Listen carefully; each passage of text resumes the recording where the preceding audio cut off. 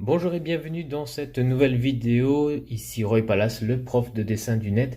Et dans cette vidéo, nous allons voir un petit peu l'anatomie du crâne, comment mieux dessiner les portraits grâce à quelques connaissances anatomiques voilà, et puis pour structurer, et puis voilà, pour pouvoir créer le crâne, et puis la couche de muscles au-dessus, et puis ensuite les éléments du portrait, tout bêtement.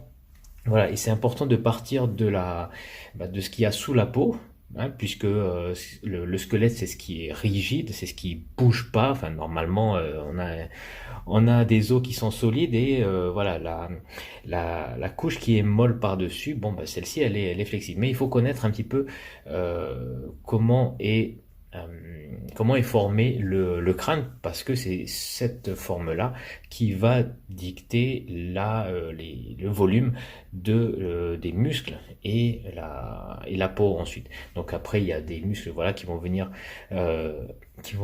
comment dire, rajouter une couche là où il y a des creux.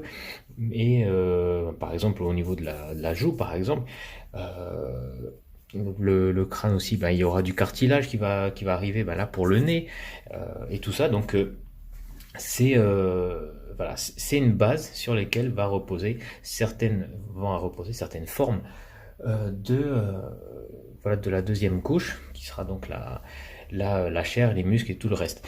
Donc je vais commencer par ça. Et qu'est-ce que je voulais dire? Ah, il y avait un truc que je voulais dire. C'était...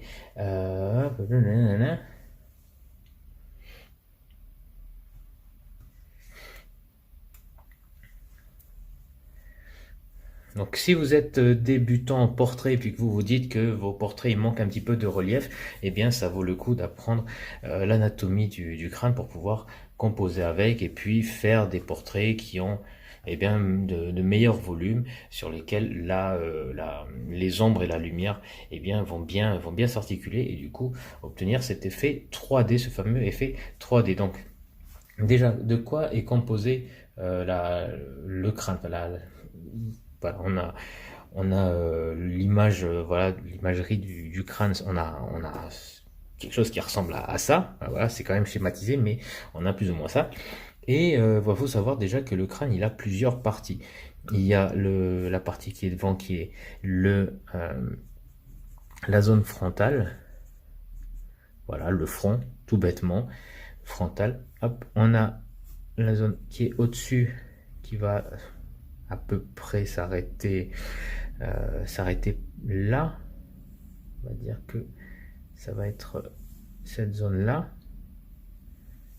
Alors après, moi je suis pas spécialiste de l'anatomie, j'ai pas fait médecine, mais voilà, schématiquement on a l'arrière, voilà, qui est la zone pariétale. On a un creux ici qui va être la zone temporale. Derrière, alors là, il faut voir ici sur ce schéma-là, c'est plutôt cette zone qui est là, peut-être même plus bas, j'ai l'impression, qui serait plutôt par là. On voit pas bien, mais peut-être sur un portrait, voilà, je l'ai pas de... Ah si, si. Donc voilà, ça c'est un petit peu plus clair, voilà, ce serait plutôt par là. On aurait la zone occipitale. Hop.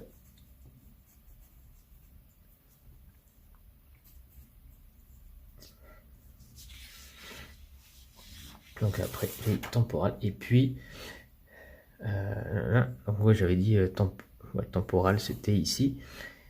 Et il y a une toute petite zone par là qu'on peut voir. Alors c'est un peu mieux de le faire ici en fait. On a une toute petite zone qui serait là. Là on aurait la zone, peut-être même que moi je l'ai simplifié comme ça. Hop, c'est ici la zone temporale, qui au passage est plate. Hein. Il y a beaucoup de personnes, lorsque je vois les débutants dessiner, qui font un cercle, voilà, donc ça c'est très bien, mais après ils dessinent leur portrait comme ça. Et du coup, ben, ça fait un effet un petit peu ballon de rugby, hein, alors qu'en fait, on devrait voir ça plutôt comme si c'était une boîte. Si je fais ça de 3/4, on devrait avoir plutôt ça. Bah, et puis après, donc on a le crâne ici. Et ici, donc, ici c'est plat. Cette zone-là, elle est plate. Oui, la zone temporale. Et je disais, oui, il y a une toute petite zone là qui s'appelle le sphénoïde.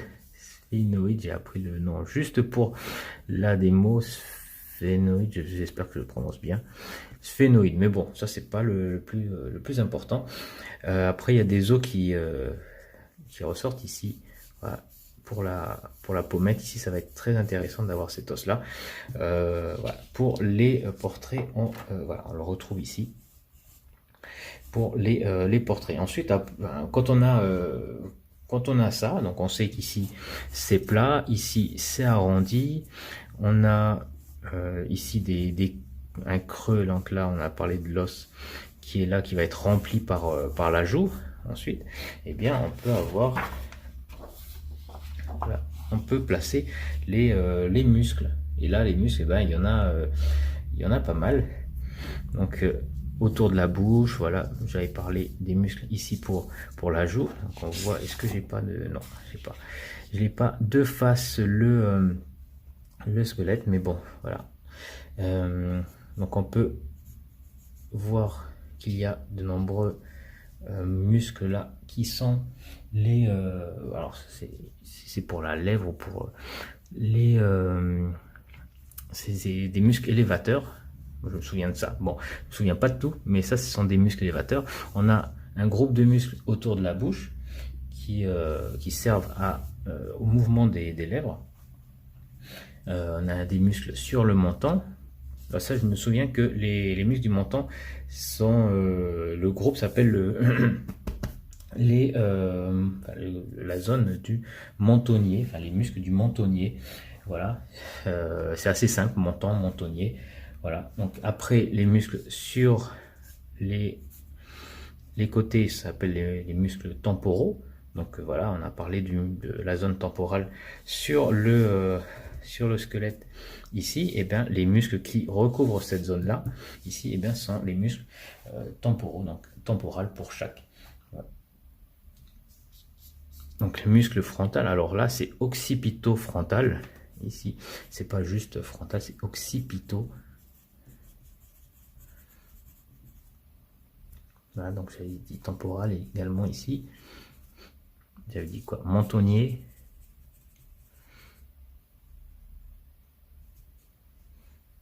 Donc menton, mentonnier. Voilà. Après, il y a également des muscles sur le nez. Donc ça, c'est le groupe de muscles nasal. Bon, est-ce qu'il y a d'autres muscles? Donc ici, c'est le masséter. Donc c'est pour la... Alors, il me semble que c'est pour la mastication.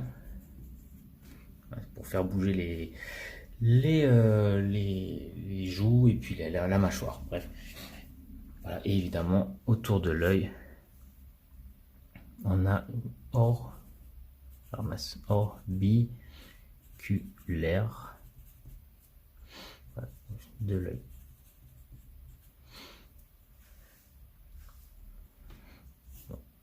Donc ces muscles-ci sont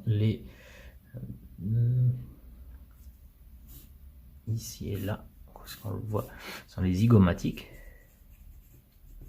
Plus de place là. Hop, zygomatique. On va faire en 2 fois. Zygomatique.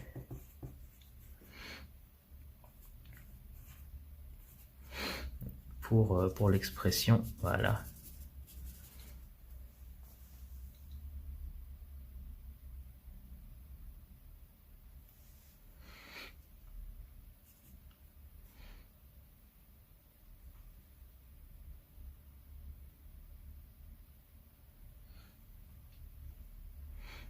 Et le dernier ici, c'est l'élévateur de la lèvre.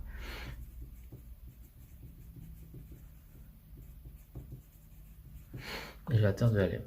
Voilà. Donc on a tout ça. Et bon, on a plein de, on a plein d'infos. Mais ah oui, c'est vrai qu'il y avait aussi celui-ci, le Pro.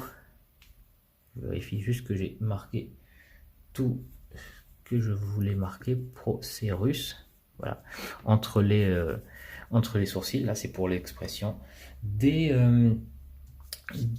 sourcils ici. Voilà. Donc c'est ce muscle-là qui fait froncer les sourcils et tout le reste. Si je ne m'abuse. Voilà. Donc encore une fois, c'est à prendre avec des pincettes ce que je prends parce que je ne suis pas docteur, je suis pas spécialiste de l'anatomie, mais voilà, j'ai quelques notions quand même, obligé. Voilà. Et donc, maintenant qu'on a vu tout ça, bah, je vais vous montrer comment réaliser la base. C'est-à-dire la base de la base, c'est de tracer le crâne. Donc je vous montre ça dans un clip et puis on se retrouve juste après.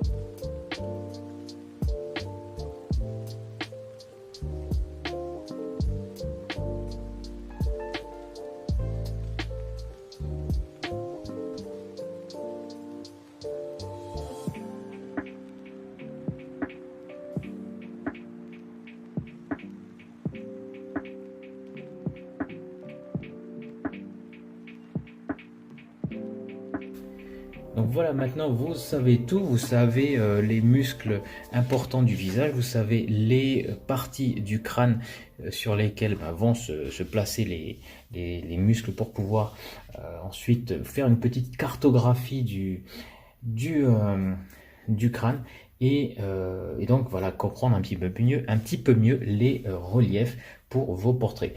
Donc maintenant, le problème c'est que ça fait beaucoup d'infos, voilà, ça fait beaucoup d'informations. Il y a beaucoup de volume, il y a beaucoup de creux, voilà, il faut pouvoir retenir tout ça. Ça fait des couches également voilà, on a deux couches. Non, on a même une troisième parce que là, on a le crâne, on a les muscles, et ensuite on a la peau par-dessus avec les yeux, etc. Donc ça fait beaucoup de couches et puis également beaucoup de noms à retenir. Donc, une solution, c'est d'avoir un crâne, un écorché sous forme de photo ou alors sous forme de sculpture. Sculpture, c'est mieux parce qu'on peut la manipuler. Donc voilà, un écorché, si vous savez pas ce que c'est juste une représentation, voilà, sans la peau du visage humain. Comme ça, on peut voir tous les muscles et c'est très pratique pour comment dire, là, pour pouvoir dessiner en fait les différents muscles et puis comprendre un petit peu comment ça se passe en dessous. Alors juste une petite correction là, hop, ici on avait l'abaisseur de la bouche, abaisseur angle de la bouche.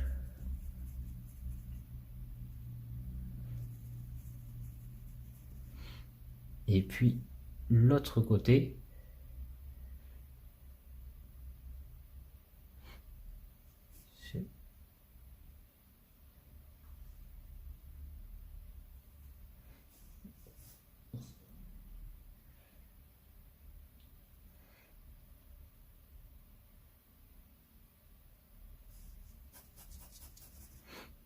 ici, donc on a l'abaisseur de la lèvre supérieure, lèvre inférieure.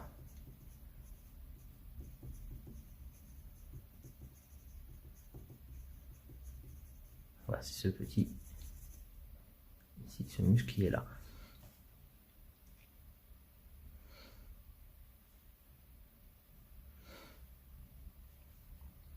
Et ici, orbiculaire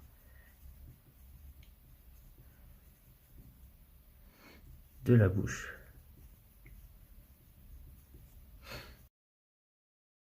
Voilà, donc, ok, j'ai fait mon petit rajout, et donc je disais que ouais, le problème c'était que c'est difficile d'être spontané lorsque l'on a toutes ces informations auxquelles penser en fait pour dessiner ces portraits. Donc ça peut être vite lourd, redondant de penser à tout ça. Ça peut même être décourageant de faire des portraits si on doit se taper toutes ces connaissances à chaque fois qu'on veut faire un visage voilà, en dessin.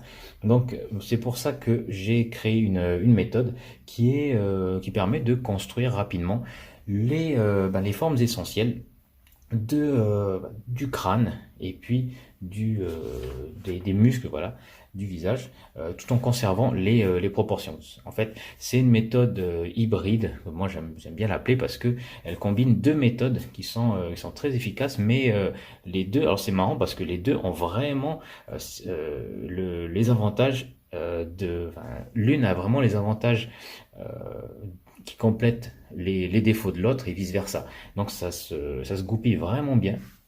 Donc voilà, ce sont des méthodes que donc j'utilise pour mes portraits et qui me permettent d'avoir les bonnes proportions, ne pas avoir à apprendre tout ça. Enfin, si bon, je le sais, c'est tant mieux. Mais si je veux, j'ai pas besoin d'apprendre tous les noms des muscles, j'ai pas besoin d'apprendre tous les reliefs, tous les volumes. Je sais comment placer la lumière. Bref, sans avoir à avoir de connaissances anatomiques poussées. Donc là, déjà ça, ce que j'ai fait, c'est déjà poussé quand même. Donc voilà, mais j'aurais très bien pu m'en passer si j'avais appris ma méthode plus tôt en fait. Voilà. Donc voilà, ça se trouve en bas dans la description, il y a un lien vers le programme. Et si vous êtes sur le site privé, eh bien, il y a un bouton sur lequel vous pouvez cliquer pour voir le programme complet de la méthode.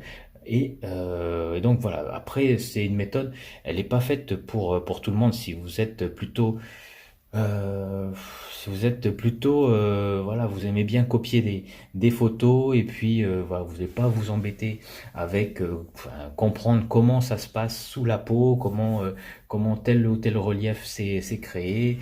Bon, c'est pas forcément une méthode dont vous avez besoin, même si elle permet de mieux dessiner d'après photo. Donc ça, c'est un avantage. On peut, en appliquant cette méthode, en décortiquant les images, et bien mieux les dessiner parce que on comprend mieux en fait ce qui se passe sous la peau. Donc après les ombres et tout ça, bon, on a moins de questions à se poser, c'est moins aléatoire et voilà. Donc c'est un avantage, mais c'est pas nécessaire. Donc pour les personnes qui veulent vraiment juste copier les photos sans trop se prendre la tête, c'est peut-être pas une méthode que je vous recommande. Par contre, si vous vous intéressez à savoir comment ça fonctionne, euh, l'éclairage, voilà, comment rendre de meilleurs reliefs, eh bien ça peut vous aider. Donc ça se trouve en dessous dans la description, encore une fois. Et puis voilà, donc comment ça se passe? C'est une série de vidéos réparties sous forme de modules avec des leçons. Donc je vous apprends déjà quelles sont les deux méthodes que je combine, comment je les combine, quels sont les avantages et les inconvénients de chacune, hein. Et dès la première leçon, eh bien, vous aurez une vue d'ensemble de la technique. Vous allez voir que c'est pas très compliqué et vous allez voir le potentiel que c'est en fait parce que on peut dessiner des portraits dans n'importe quel angle avec cette technique. Donc ça c'est la première partie. Après on voit en détail comment construire avec cette méthode le portrait, donc dans les trois cas de figure les plus courants. Donc je décortique vraiment les étapes pour bien que ce soit compris quoi. Et puis je répète un peu parce que c'est aussi une manière d'apprendre que de revenir sur les étapes les plus fondamentales et puis de repasser une couche en fait dessus pour que ce soit bien assimilé parce que c'est quand même une méthode qui demande de la pratique. C'est pas une baguette magique, voilà, il faut que vous allez juste regarder la vidéo et puis après vous allez pouvoir l'utiliser. Non, il faut quand même la pratiquer. Et c'est parce qu'il faut la pratiquer que j'ai également inclus dans un module une petite leçon sur comment pratiquer cette méthode avec une petite technique très simple qui se fait en 5 minutes, 10 minutes par jour maximum et puis pouvoir progresser comme ça dans la durée et puis ensuite vraiment acquérir la compétence et puis la ressortir à n'importe quel moment et puis que ce soit plus intuitif, naturel pour vous, enfin, que ça devienne vraiment une deuxième nature, voilà.